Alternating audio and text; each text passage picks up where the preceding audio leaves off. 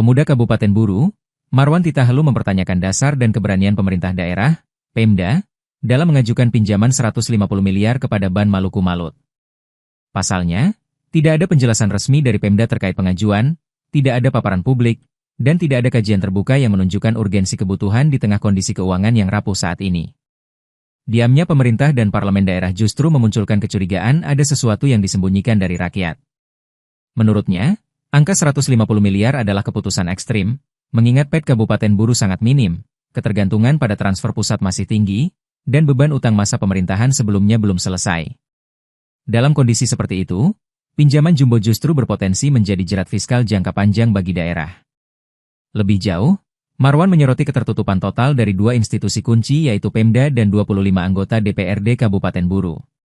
Tidak ada dokumen resmi yang dipublikasikan kepada masyarakat, tidak ada penjelasan mengenai proyek apa yang mendesak hingga harus dibiayai utang sebesar itu.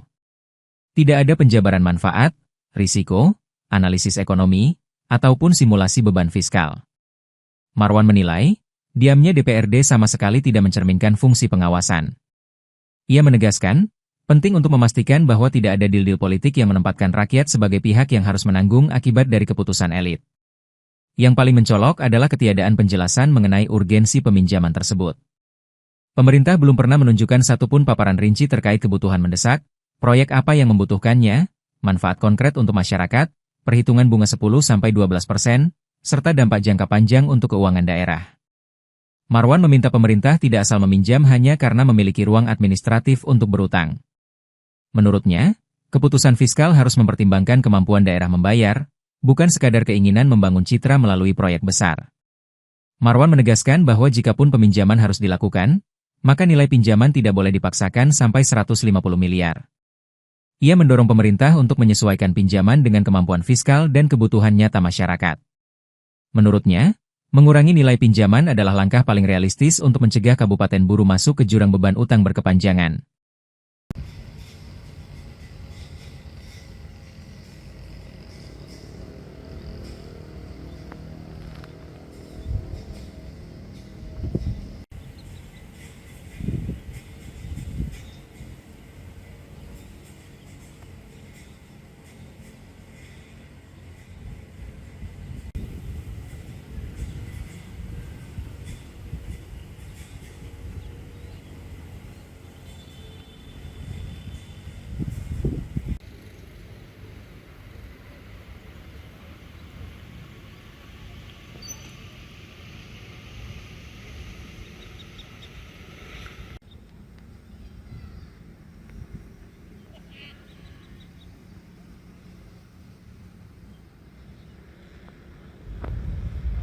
Download Tribun X sekarang, menghadirkan lokal menjadi Indonesia.